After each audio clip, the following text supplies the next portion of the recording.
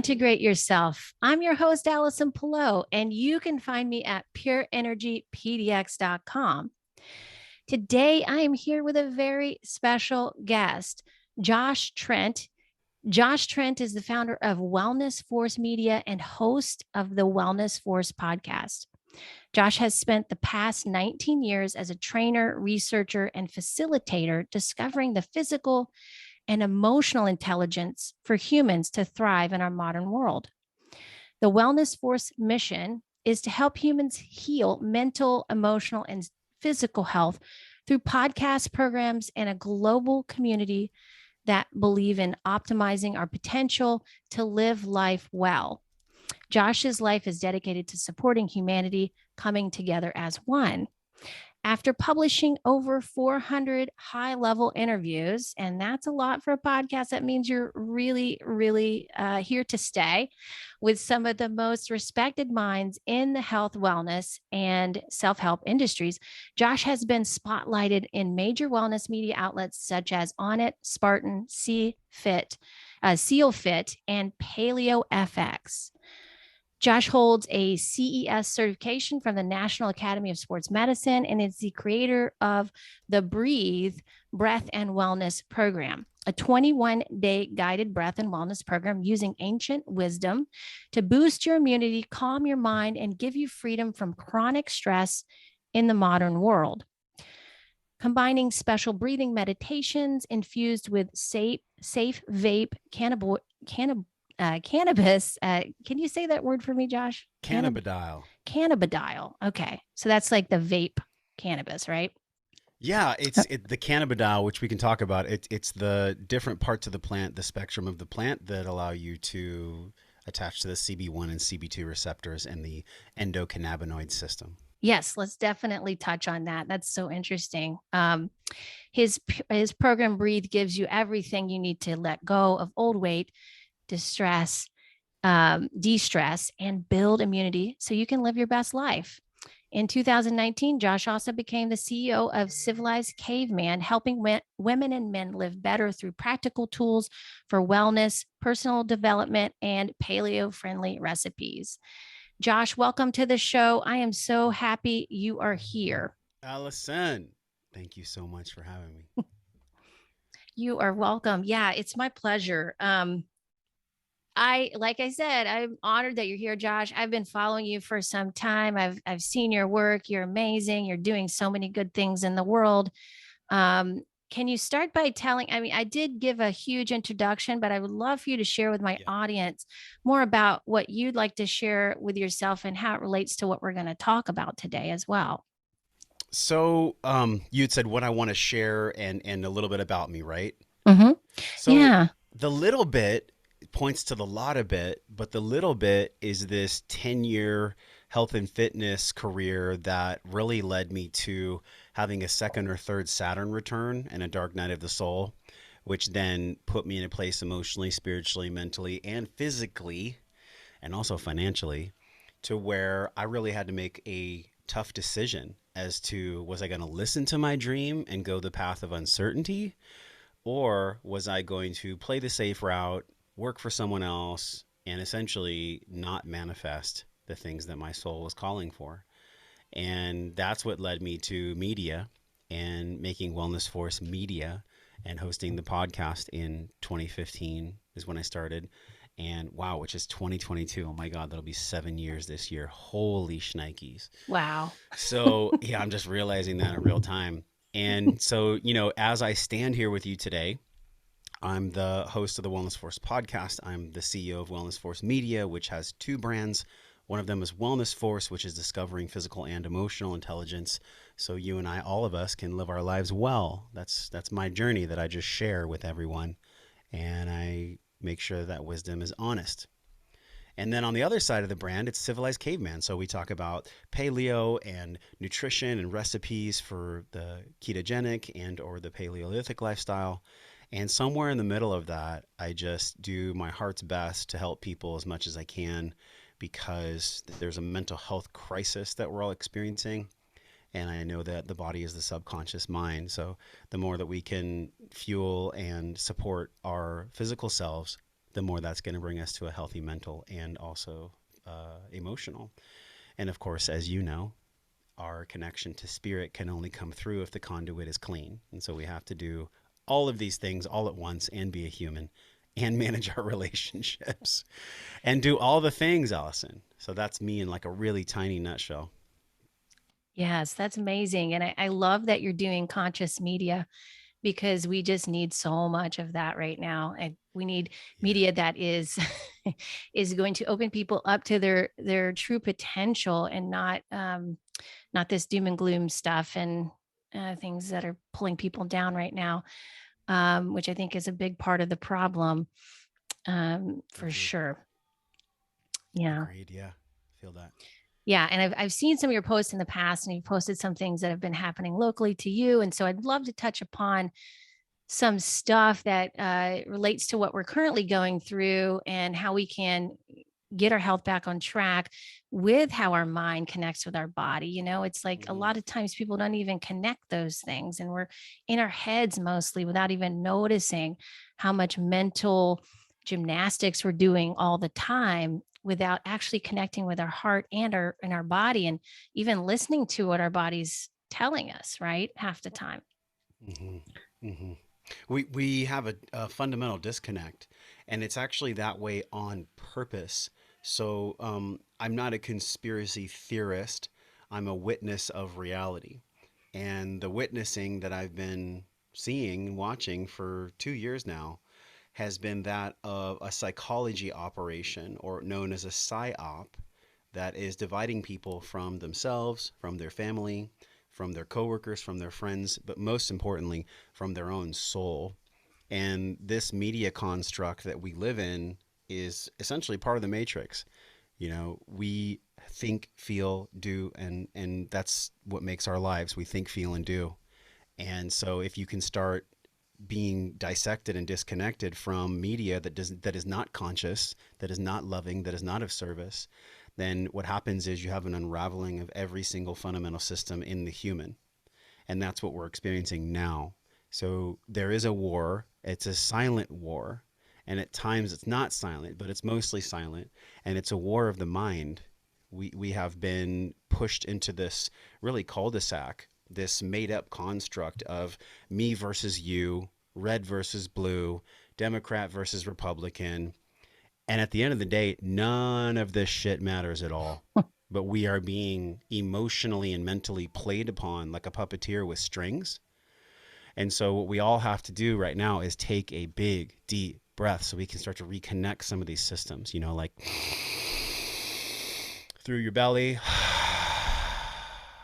and out of your mouth 6 times whenever you feel, I feel, whenever any of us feel this disconnection, because we are in a fundamental disconnection, and it's universal. It's happening to every man, woman, and even child, and even infant that is here on planet Earth right now. We all came to be here at this time. It's a mystery. We have to honor the mystery. But essentially, what I see happening is that if we don't start choosing to access our breath, access our fitness, access these tools that can reconnect us to ourselves, and then only then reconnect us to others, we're in for a world of trouble. And I think that the big theater that we've been playing may not have a happy ending if we don't start living more attuned to our heart and our soul and nature herself. So I might have gone off a little bit there from your original question, but that was what I felt was necessary in the moment. No, that was perfect. Yeah, that was perfect. I agree with that so much because the breath is what brings you back to yourself. It helps you integrate what you're experiencing. And it's so ironic. Like I can't talk about breath without mentioning the elephant in the room. And this is not a political issue whatsoever, but the mask wearing will affect how you breathe, right? I mean, a resounding yes. When you have, like, for example, here's a paper towel if you're watching on YouTube. When I go like this, look at how much different I sound, Hmm. right? You can't see me. You can't see the micro muscles in my face. Now you can. I've pulled it away. But when I have something literally covering my face and only showing my eyes, it's not even just about what I somatically experience when I look at you, but it's a literally what it is. It's a visual slavery device. It's a visual slavery device because infants, children, and human beings, we have this. If you look at the polyvagal theory and you really understand the micro muscles in our face, every single time you and I are connecting, or any of us are connecting, my eyes are hardwired to circuitry that connects to my amygdala, which is the fear center of my brain. And I'm constantly looking at your face, Allison, and we all look at each other's faces to make sure we're safe. Because these microfacial muscles, they signal if your nervous system can relax around me. But when I have something literally blocking those micro muscles, what happens to all that circuitry, to all that beautiful, natural, organic, man, woman, God made circuitry? It goes away. So, what's happening isn't just about us choking on our own carbon dioxide from a mask in front of our face.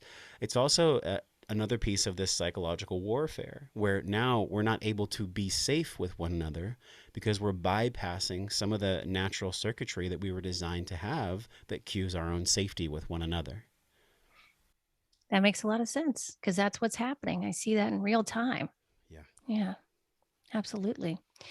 Yeah, thank you for that. That was an amazing explanation of what is happening because we all feel that. It doesn't, some people feel like it makes them safe, but on a psychological level, you can see people becoming more anxious, and more paranoid about everything. And I think that is a huge part of it, definitely. You know what the Um, mask is? I'm sorry to interrupt you. You know what no, the it's mask fine. Yeah. is? Another example of the mask, you've heard of the metaverse and Oculus and all this Yes. Yes. Yeah. Let's insanity get into that it this. that is the metaverse. So the mask is another metaphor, another example of a perceived state of safety that actually isn't safe at all. It is a projection, it's a hologram of reality that is actually disconnected from reality. Because Right. when we put on a Oculus, we quote step into a different world, but it's not actually the world. The world is you sitting there, standing there, breathing in your body physically on this planet. That's reality. The Right. other reality is literally a construct of technological zeros and ones that are projected onto a screen. So if you think about it, the perceived safety, when somebody wears a mask, they're perceiving themselves safe in the same fake way that metaverse gives people a perceived sense of fake safety by a holographic projection. That's a So great somebody wears a analogy. mask and they feel safe, but they're not safe because they're only safe when they take off the mask, because to live is to be unsafe. That's the whole point of life. Life isn't safe. And then the same thing exists with metaverse, where we have a fake projection of life. So the mask and the Oculus cover the mouth, cover the eyes, and you may not be able to see or taste or smell. Open the eyes, open the mouth, and you can be how God intended. You can Yeah. be how nature intended. So I had to add that to it because it's a really, really simple metaphor if you look at it from high enough. Yeah. That's a great metaphor. And yeah, because it is, if you, yeah, we could go down the rabbit hole of science and stuff, but there is no real backing for it, but people believe there is, right? It's kind of like Mm-hmm. religion in a way. Like it's like there is a belief that this is what we're supposed to be doing and what keeps us safe. So we're going to do it. Right. And this is Yeah. because we believe it, and that like what yeah, that was great. Cause like, it is creating your own virtual reality, creating your own reality in a way. Right. That Mm-hmm. doesn't really mesh with nature. It doesn't really make sense as it relates to that and how our bodies actually work. Right. Can I share with you the definition of virtual? Yes, please. So, like virtual, almost or nearly as described, but not completely or according to strict definition. Think about that. Almost or nearly as described, but not completely. I mean, that is literally from Oxford Dictionary. Almost or nearly as described, but not completely. So, what does that mean? No, it means Virtual isn't nothing, actually. real. it means not, it means nothing. Okay, I just had to share. Yeah, I mean, it's a lot of soft talk is what I hear there. That's It's right. just, I mean, That's right. non-committing. Yeah, that is interesting. Like if we really looked into things and really what they truly meant, especially with all the language that's being used these days, we would be like, wait a minute, this doesn't make any sense. Hold on, you know? Yeah. Yeah. Um, but I've heard that there is somewhat of a, I the term mass hypnosis or mass formation goes around, right? Yeah. And that becomes kind of what we're talking about it a lot lately because it's been in the news and it's been on various podcasts and it seems to be something that people are starting to notice because it's just strange sometimes how some people that who were into holistic principles of health kind of drop that and for some other stuff that's happening, right? And so Yeah. it's kind of mind-boggling to me. Um, and I can't think of any other explanation for it. What is your take on it, Josh, as far as what you think? Have you seen people in the holistic realm change their tune? Because Hmm. the only people that have kind of stayed pretty consistent that have stayed consistent are the people that I've been around in the check-ins or around the check uh the check group and there's a Hmm. lot of Hmm. different groups from that kind of come into the check group and lifted those kinds of groups are kind of still sticking with the values, but I just feel like it's like what happened to people's values as this started. I mean, it could just be that it was so much fear. I mean, what do you think about that?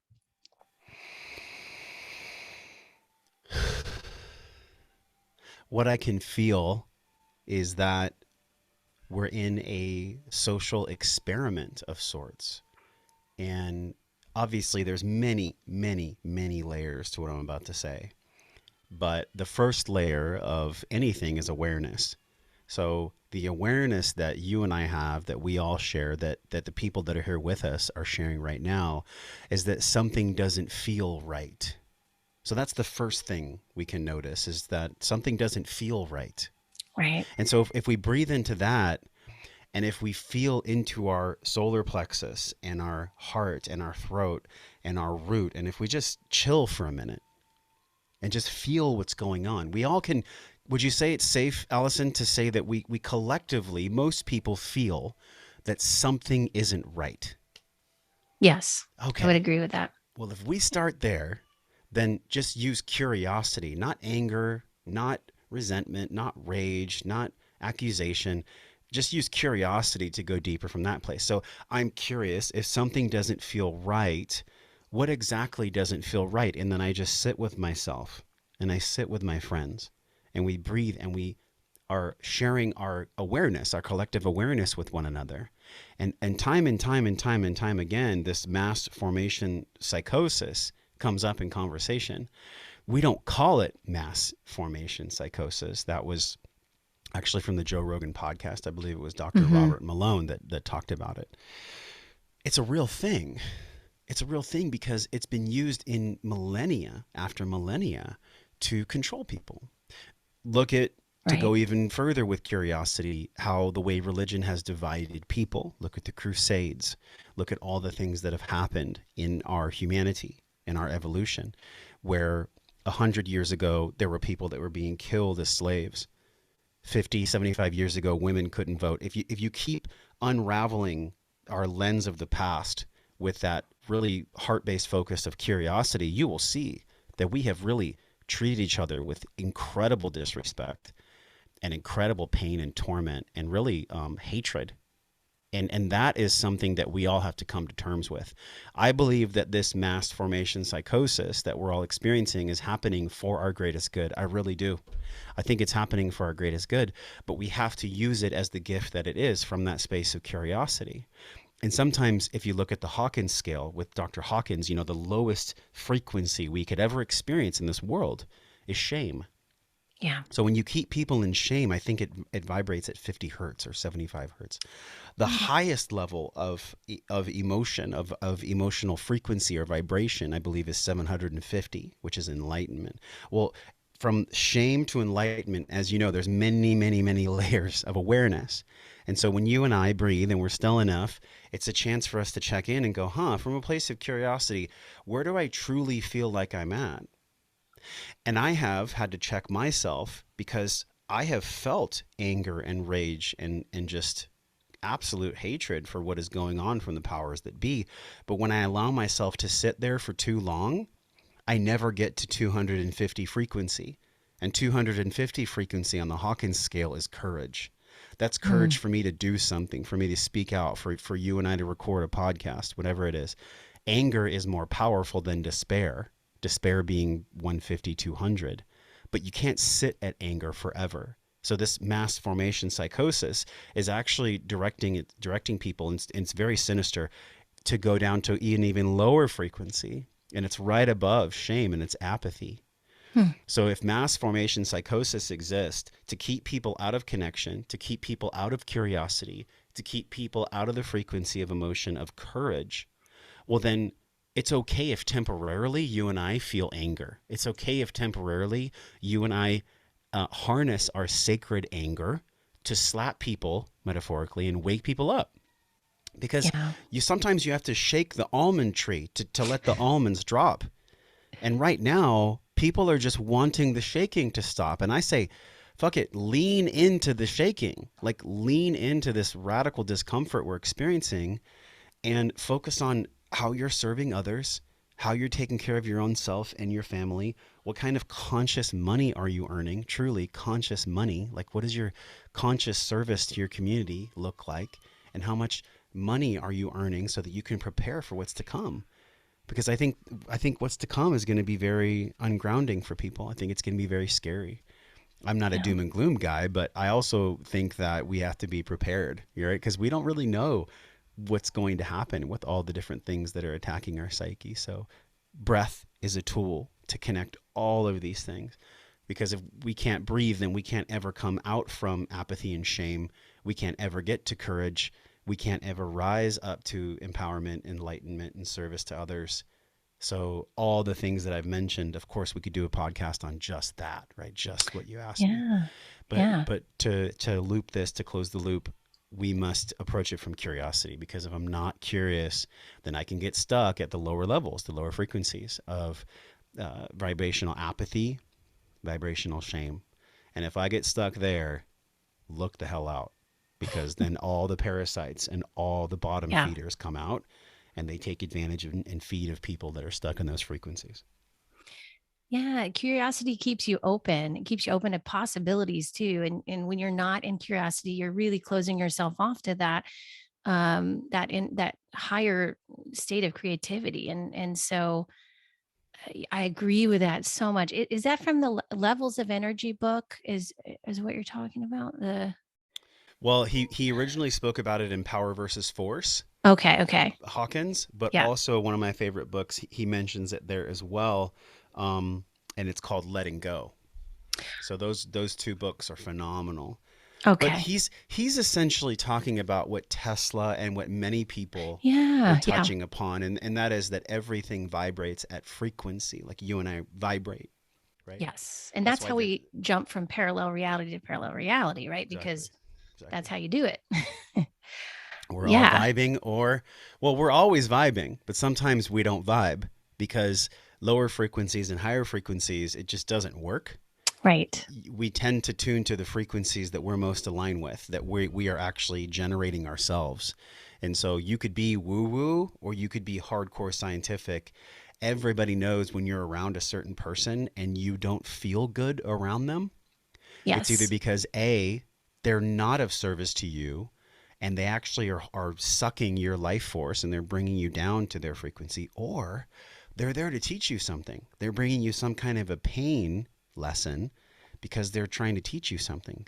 God is working through them to teach you and I something. Right. That's what I think of that relates to what you shared as well, is that the way I see it, I see these people who quote unquote bad people in this whole scenario. as they're here to trigger us to really find our true our unlimited potential. Otherwise, why would we do it? If we're in our comfort zone. That's it. When do you use your That's it. spiritual muscle? When do you use your foundational health principles that you've been talking about all this time? Like when the rubber hits the road and it's time to actually really test this stuff out. This is the time. They're giving us this opportunity, and they're also giving us an opportunity to speak out about what our values are and really stand by those values. And that includes honoring yourself. That includes loving yourself unconditionally as well as other people. That's a hard one for people to get to, especially Mm. in this illusion that we're living in, right? Yeah. But I treat it Yeah. like it's a roller coaster because, like, in a roller coaster, you're not going to die, but it's freaking scary, right? So it's like, but you're going to be okay, Yeah. right? It's just a Yeah. ride. And I think of life like that right now is we're going through this intense ride. Um, but like you said, if you can focus in back on yourself, focus in on your breath, your foundational health principles, bringing yourself back home to yourself, then I believe that you can continue to raise your frequency and be okay with what's going around you on and around you. You can even be of more service to people if you can stay grounded within all of this chaos, because it's Yeah. just it's kind of, although yes, there's some bad things happening. It's very disturbing, some of the things that are happening, especially as it relates to kids. And uh, you know, and at the same time, I realized on a higher spiritual level, all of this stuff is purposeful. It's necessary for us to be able to evolve to the next level of where we're going to be going. We're ascending. So,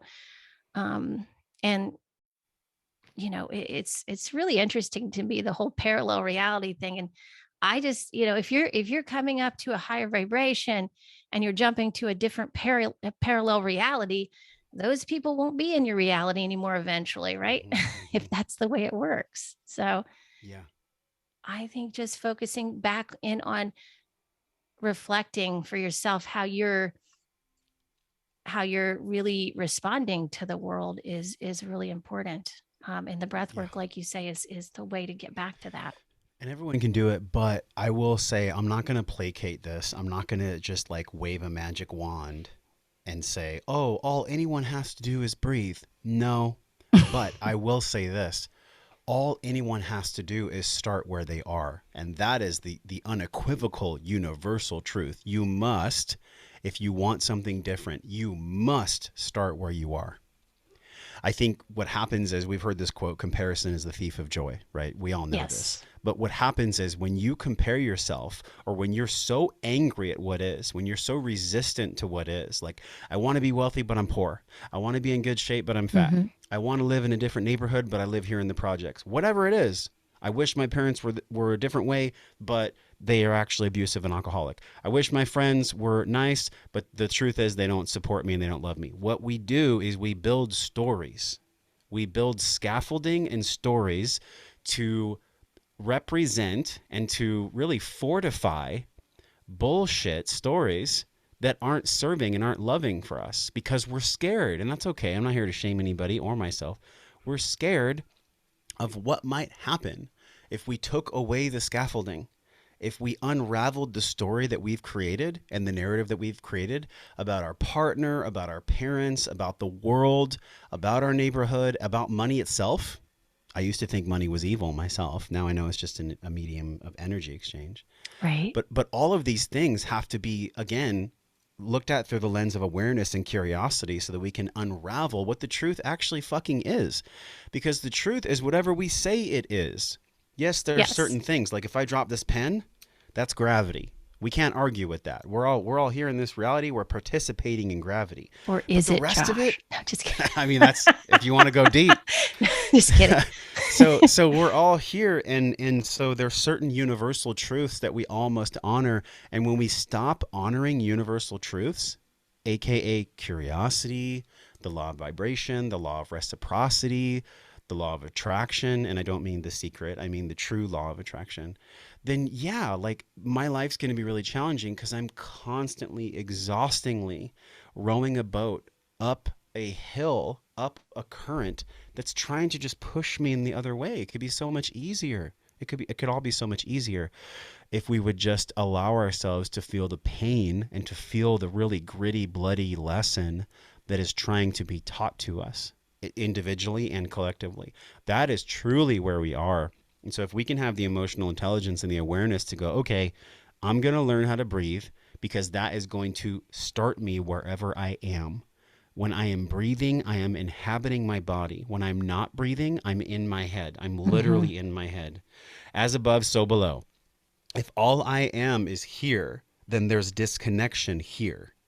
If all I am is doing drugs and eating coconut yogurt and never serving anyone and not caring about my bank account, well, then I'm never here. I'm just kind of in la la land. So we need this middle way. We need this middle way. And unfortunately, right now, our middle way is being put on full blast for everyone to either choose to walk the middle way or not. And not everybody's coming with us.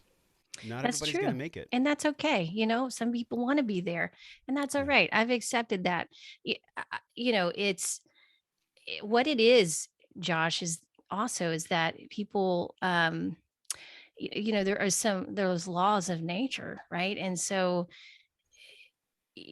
as Paul Check still says, and used to say back in the day when I started back with him, like, what you resist persists. And I never really understood that. I did on an intellectual level, like that. Okay.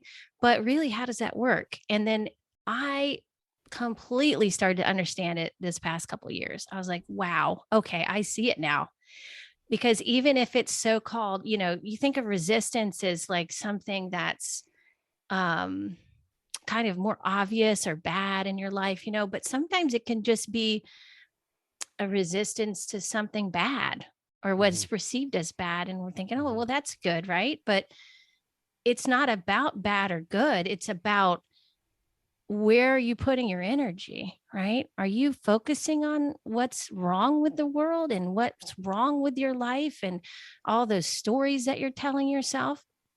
Or are you changing and switching your focus over to actually, I would rather focus on what I would like to happen, what I really want, what all the beauty in the world, right? And so, and I'm not saying deny reality. It's just about where you place your focus, and that's what you end up creating. It's pretty simple, actually. Mm-hmm. Mm-hmm. But for example, like people I've known who are friends, like they're against.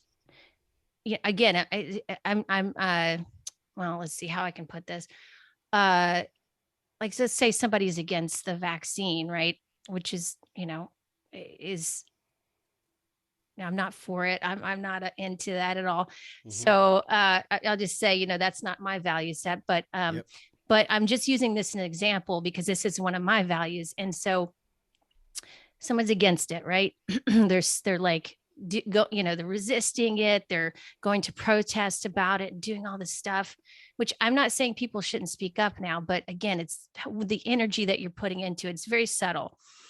Let's then your kid who's almost an adult or a teenager comes home one day and says, "Hey, I got vaccinated." Mm-hmm. And I'm not saying no anybody is wrong or right in this situation. It's just like what you are pushing away and not confronting is going to come back to you in some form or another, and it may come back to you in a way you're not expecting, right? A big So way. It may come yeah. back in a very big way. Yes.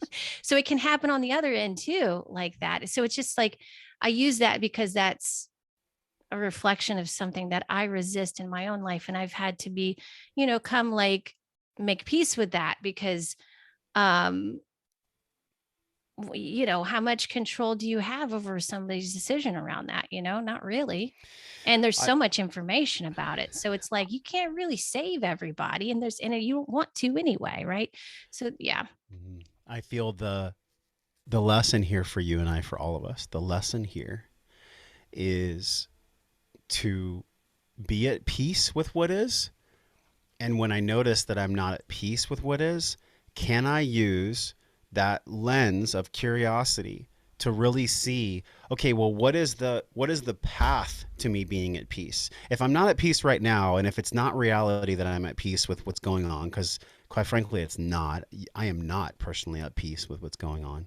Right. I have to use my curiosity, and I need to make meaning from a head to heart connected place, not just from my mind and my intellect, but from my head and my heart together. I want to blend them both.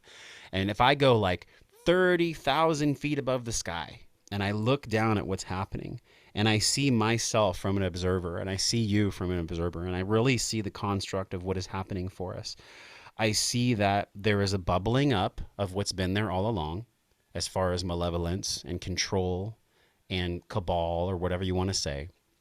And then I also see the majority of good in this world. You know, if you really want to look at probably the percentage of what's happening, the Pareto principle that has been proved by science and by social studies, the Pareto principle states that 80% of any work capacity or 80% of any type of energetic that returns from 100% lens is going to return 20%. Right? And vice versa. 20% of your biggest clients are going to give you 80% of your revenue. 80% of our time is being spent on things that really are not of deepest service to us. And so we're all being forced to look at this 80-20 rule. And I might have said it a little bit incorrectly, so let me say it one more time. 80% of the wealth in this world is like, it makes me really sad to even feel this because I think it's something like 6 billion people take up 80%. Or I'm sorry, 6 billion people take up 20% or less. And then the 80% of what's happening in the world as far as wealth distribution, 80% of the wealth is owned by like 0.005% of people. Right. So that's what's bubbling up to the surface right now is we're all looking down at this Pareto principle and we're recognizing that we're not in alignment, like something has to shift. And this last thing I'll say is the overreach that we're experiencing, Mm-hmm. the 0.005% that own 80% plus of the wealth in the world, they have overreached on such a public grand scale. They have reached for our health freedom. They have reached for forced vaccinations. They have reached for ID passports and chips and control.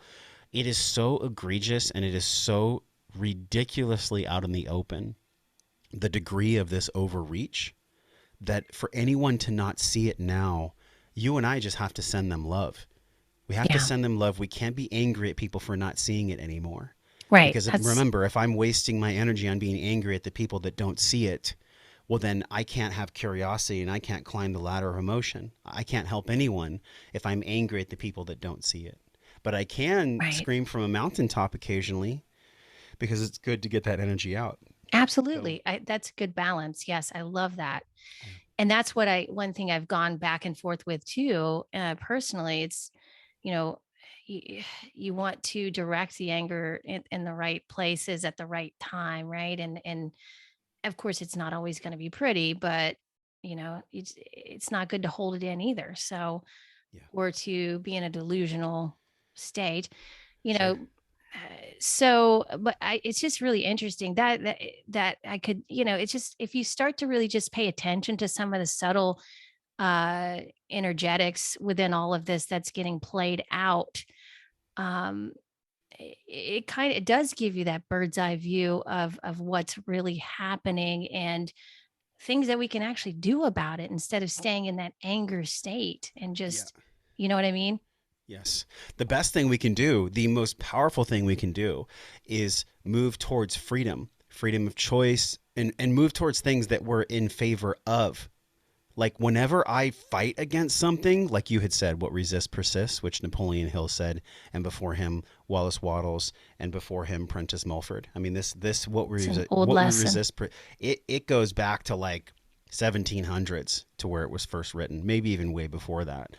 But yeah, if I'm with you, Allison, and I'm saying I hate vaccines, I hate masks, I hate it. All it does is just bring more energy to them. But if I Yes. go, I trust my own breath. I trust that I have the decision making faculty if I want something or not. So I'm not anti anything actually. In the beginning I was. I had to walk the trail on that one. But now I'm like, okay, I'm actually just pro freedom. I'm Yeah. pro freedom because that narrative is something I can stand for. If I'm pulling people up, it's way easier than if I'm trying to push away.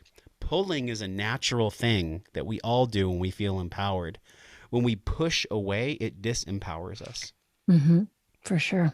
Yeah. And it's like in the beginning, you have to figure out what reality you want to be living in. You have to be like, okay, you got to decide is the right word actually for that. And that's Mm, what propels, that's the anger, like, hey, I'm pushing back a little, but then you get to a neutral zone of love and appreciation and acceptance, which takes the shame out of the equation. Right. yeah. And that's a better place to be for someone who is going to help people as well, and be there for people, because referring back to something you talked about earlier about things really getting, I think there's going to be a lot exposed this year, more even so than the past couple of years, and I think some Yeah. people might be really surprised by that, if not in shock. And you and I have been doing this for a long time. As there's so many things that I have been discovering throughout my years of health and wellness, and how it relates to what we're experiencing now. And many people have not been exposed to that. It's they just don't know what's really happening, and it might come all at once. And I remember going through it when I first started learning, what was going on behind the curtain. And at first, I was in a little bit of shock. I was like, "Oh my Hmm. god," and it was scary, Yeah. you know. So what I'm feeling is we're going to have some compassion for people who are starting to see what's happening, and they're realizing that they may be feeling betrayed and those kinds of things. And so um, that's what I feel is going to be happening in 2022. Or people are just going to be like, there's going to be a more of an awakening for people, and they're going to be very surprised. Have you ever been out in nature at like 4:35 in the morning, like just before the sun comes up? Yeah. It Yeah. is so dark and pitch black, like on a zero moon. It is the darkest experience.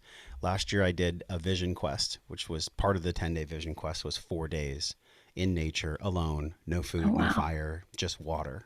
And anyways, I will never forget the incredible blackness that exists at like 4. I mean, you can't even see your hand in front of your face. It's so dark out there, especially on like a really cloudy night where the stars can't even light up the earth. I mean, it is so black. And the reality is that before you awaken, before the sun shines, it is going to be the absolute darkest. It's going to be the most uh, just tough and gritty experience. Look at what happens in sports or in athletics. Like the last couple of reps are so hard, but that's where you actually get the fundamental tearing of the actin and myosin fibers, and then you sleep, and then you recover, and then you get stronger. But you can't get any of that if you don't have the will to survive and the will to sit in the darkness. So Yeah. we have to sit in the darkness together here in 2022, The and void. we The also void. have to have the courage. We have to have the courage, which is, remember, like at about 200, 250 is where courage, anger transforms into courage. We have to sit in it, and we have to ask ourselves, all right, no matter what my inner young man or my inner young woman is pissed off about, the little one inside of us, what can the adult, what can the loving adult do to bring that inner child along? Let their feelings, their emotions be welcome. It's okay that we're sad. It's okay that we're pissed. Like, it's okay. We don't have to, because remember, the minute we start judging those emotions, we bring ourselves way down to shame. And we don't want to do that, because then we'll get stuck, and then literally the proto principle will just uncork, and it'll be evil that runs the world. So that's what we have to do is sit in this darkness, sit in this right bleakest point before the sun comes up, because the sun's going to come up eventually. It's just It's going to come, Allison. The sun's going to Yes, come up I believe it eventually. will. It's Yeah. just it's just we're in that place right now, and there's lots of theories. You can look at the fourth turning. You can look at, potentially we're in year 3 of a 10-year cycle, whatever. The sun's eventually going to come up. So in the darkness, can we be there for one another? Can we truly be there for one another? And I believe what you and I are doing, and what true conscious business and conscious entrepreneurs are doing, is they're giving people support. They're supporting people, and then those people support us with money, right? Whether it's Bitcoin, whether it's dollars, whatever. This is what we need right now. We need each other on a very deep level. I think more than we ever have, because Yes. the type of attacks that we're experiencing, and the total blackness, the darkness of this experience, it is just annihilating family structures, economic structures, societal structures. I mean, everything is being attacked and burned to the ground. So we all have to be aware. Absolutely. I agree, Josh. And that's a great way to put it. And it is going to be really important for us who know where we stand with it and really have clear values to teach other people and support them and how to do that as well. I really agree with that. Yeah. Uh, so I don't want to let you go without you talking about your program that you have here Don't that let you're go. offering. Don't let go. Yeah, so it's called Breathe, and I mean, I Yeah. can only guess what it's about, but it is so much more than that. Like you teach people how to really downregulate their nervous system, which is so needed right now. Yes. And I did want to touch upon the vagus nerve and how that relates to our nervous system and what's going on with that right now for people. It also affects digestion and that can really also cascade into a lot of other things that people could be experiencing right now. Yeah. So yeah, I'd So love for you to much. share more about how you're helping people with that. The program is 3 weeks. It's called Breathe, Breath, and Wellness, because we look at the body from a lens of wholeness, from a lens of holistic living. And to be whole, to be holistic, means that you are connected in these 4 centers that you and I have learned from Paul and from holistic health, and also just from the world itself. I think the world is always pushing us towards a reconnection to what's actually here. In other words, if you're in nature and you're barefoot and you're cold, then it probably behooves you to wear a jacket and learn your proprioception so you don't step on thorns. There's a return to wholeness. There's a return to ourselves that I think the breath is providing for us now, because what we all experience when we don't breathe is contraction, compression, depression. If you think about what really depression is, it's some describe depression as a focus on the past or a rumination on the past. I believe that's true, but I also will say, and in my teachings, I share with students that depression is actually the opposite of expression.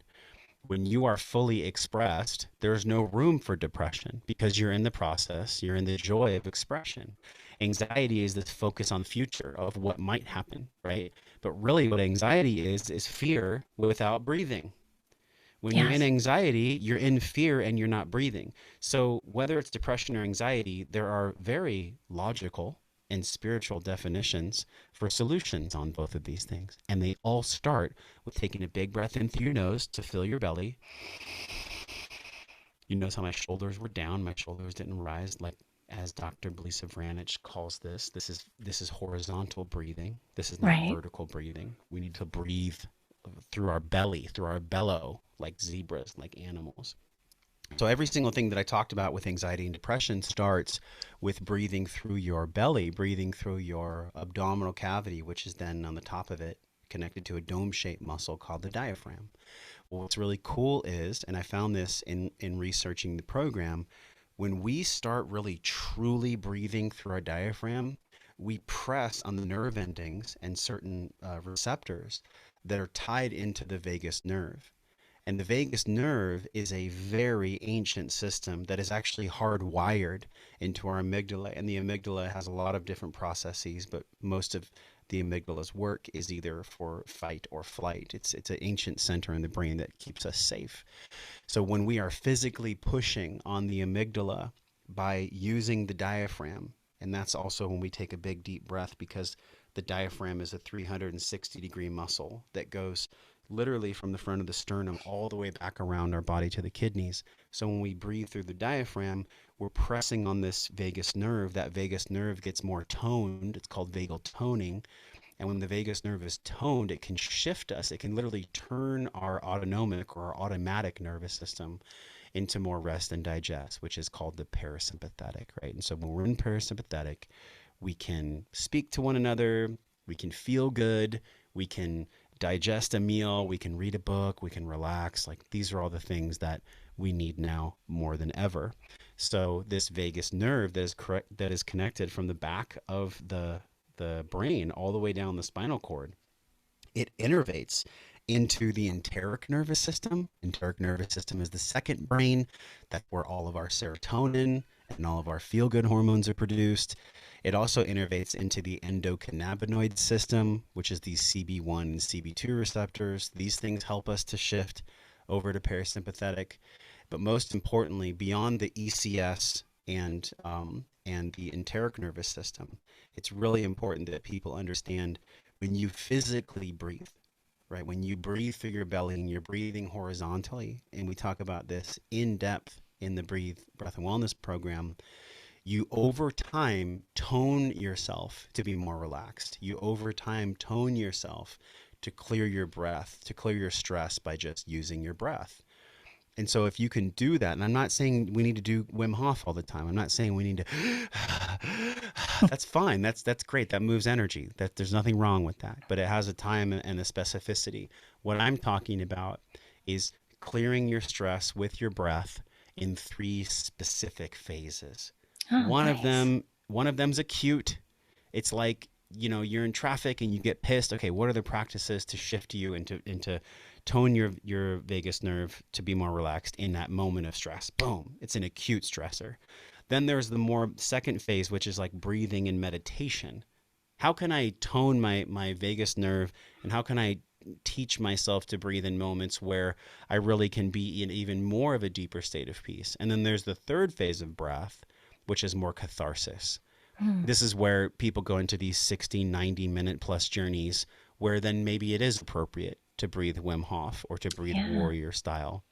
But what we take people through in the program is this, understanding and this integration and this mastery of the first 2 phases, the acute and the meditative. Because I like why that. go into outer space if you've never done any breath work? Why would Good you point. ever go and sprint to a Yeah. 90-minute Wim Hof class? Like, Yeah. You that's got to be great. grounded you first gotta before you you gotta can have go the out there. fundamentals. You gotta have Yeah. it's like that with any science. So Yeah. it's breathwork.io is where I have these teachings, and it's a 3-week process because I feel like people really need to take the time. You need to take about 3 weeks for the habit reformation and for behavior change to kick in the brain. And also, there's some beautiful recordings in there. I just uploaded 7 binaural beats that are Wow. I really love that close to my stuff. heart. They were made from a musician that I know, Hmm. Brian Larson from Metaverse. Oh, And nice. they're tuned to different frequencies and different binaural beats. And then they're guided meditations in there. And I take people very, very deep on those, and it doesn't involve putting them into this extreme state like the Wim Hof. And I don't have anything against Wim Hof. So that's the Yeah. program. It's breathwork.io, and everyone can go and sign up for it. And really, if they're feeling a pull, like maybe there's something that's missing in your life, or maybe you're stuck in shame, or maybe you're stuck in some kind of an emotion that you're not exactly sure how to get out of, first stop and breathe. Yeah. And then from learning how to breathe properly, because what happens when we breathe properly, Allison, is we start bringing in all this awareness to come online that was literally offline. All of our awareness about our shame and our emotions and all the things that are inhabiting us, we're not friends with. We don't have an awareness with them. And when we Right. start doing breath work, like true breath work, what happens is that we awaken all these parts of ourselves that are possibly keeping us stuck, most likely keeping us stuck. So that's the program in a very, very small nutshell. But I'm happy to go anywhere else you want to. I mean, I Yeah, glanced over some pretty big topics there. that was So amazing. yeah. You articulated it so well. I'm just like, wow, that's incredible. And it's so incredible to me always to think about what breath can do. There's so many different aspects of healing with breath, you know. Yes. Um, and ways of doing it too. I use a lot of voice with my breath work. So I do humming and I do vocal toning Mm, and I like to have the expression aspect of the breath when I do yeah. my breath work too. It's really fun. Yes. I do you have some more time because we're getting into the hour. Yeah, I have I another like 10 or 15. 10 or 15. Oh, Yeah. perfect. Okay. I did want to I did want to talk about how you use the CBD. Uh Yes. we touched upon that in the very beginning, but Yes. that is involved in how what you teach in your course as well, right? Is do you talk about Yes. that too? Okay. Yeah. So, look, I know that we've all been kind of beat to death with the CBD conversation. I know it's been on the top of mind with a lot of people, but what people don't realize, and this is what I want to get clear, is that when you ingest like a gummy CBD, the absorption rate is very, very minimal. It's like 10% of what you're actually paying for. You're literally wasting your money when you buy Mhm. gummies. When you do the sublingual, well, that goes up a little bit because it's sublingual instead of going through the liver. And when you do this like right there into your bloodstream, it absorbs in a much greater capacity. So the least absorption form is when you're digesting something. The next is when you put it straight into your blood. But the most is when you breathe it, because Yeah. the absorption rate on safe vape, and I say safe vape, very low temperature, right? I have a None. volcano. So The is that volcano is great. Yeah, the yeah, yeah. volcano is great. So it heats it up in a way where you're not getting any of the burntness. You're not getting like the blackness, like the charredness you see on meat or on Mhm. on whether it's The uh, carcinogenic effect of carcinogenics or yeah. anything. Like when you look at something and if you see something as black and burnt, it's releasing those carcinogens. All right. It's just it is what it is. Like that's why people that love their meat really burnt, I'm like, well, maybe you don't need it burnt, you know. So what it is we take in the safe vape because it has a super high absorption rate. And what I found is that when you're doing specific breath work, whether it's box or circle breathing, and you're doing key breath retention hold is when, and we do it on the exhale in the program. There's lots of rationale behind doing it on the inhale. But after we've done our warrior breathing, which is a strong inhale and exhale through the mouth, on the exhale, we'll pull in our three bandhas. So we'll pull in the floor, the pelvic floor, the bathroom muscle. We'll pull in the abdominals, and we'll actually lock the throat as well. So this is the Jalandhara. So we'll lock all three energy centers, Mm, and yeah. we'll hold and we'll pull in tight, and we will train the body to be at peace.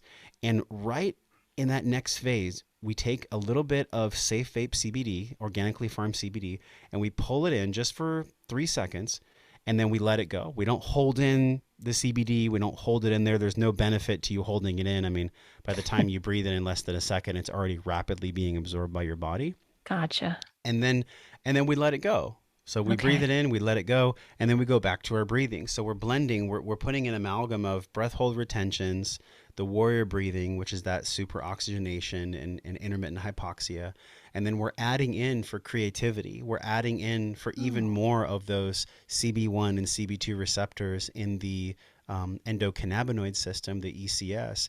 That way, we can get all the beautiful ways of breath work to unlock our nervous system, and we can also get all of the endocannabinoids from the safe vape to unravel those CB1 and CB2 receptors in the enteric in the endocannabinoid system.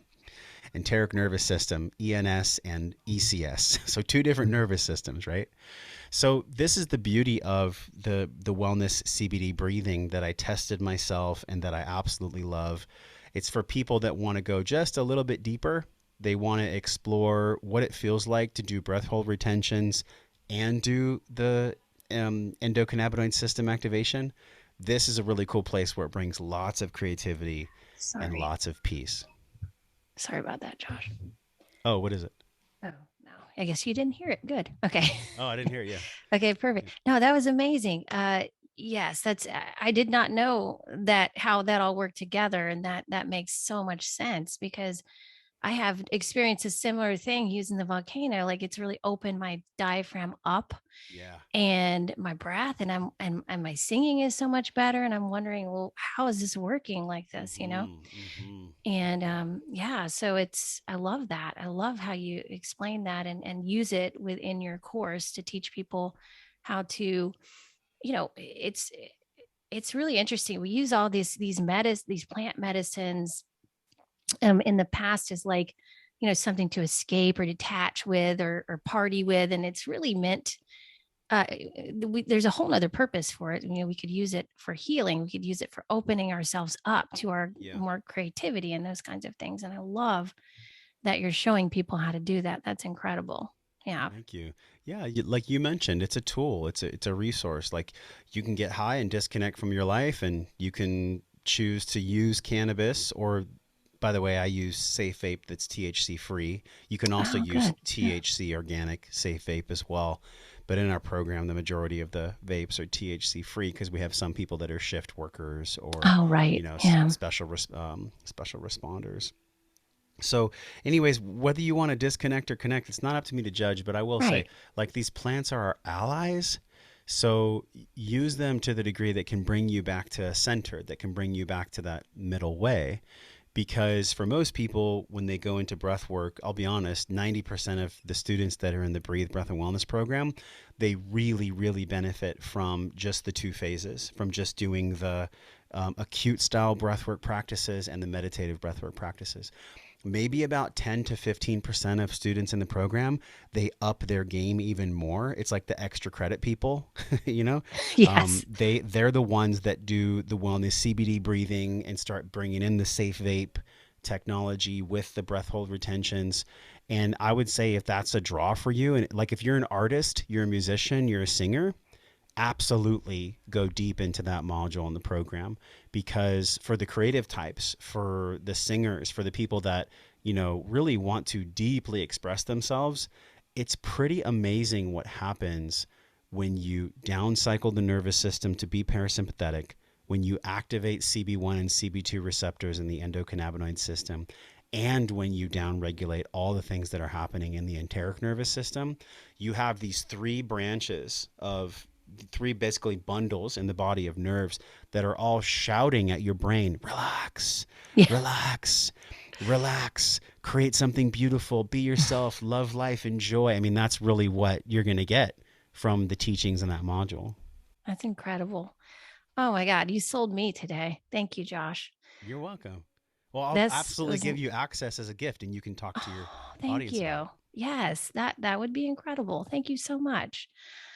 Well, if you would please leave my audience with a way to find you, find your website, all the outlets you're on social media and such, and your show is incredible.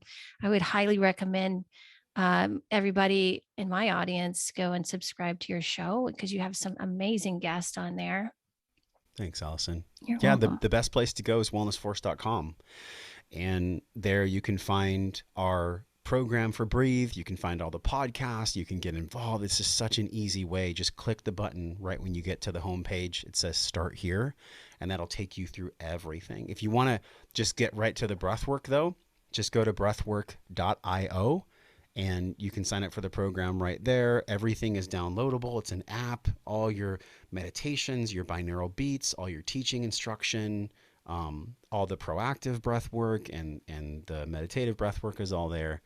And actually, now that I'm even thinking about this, I didn't even realize it until now. If you're that fired up at the program, I would love to be able to give your audience a gift Oh, of sure. 25% off the program. I think that would be amazing.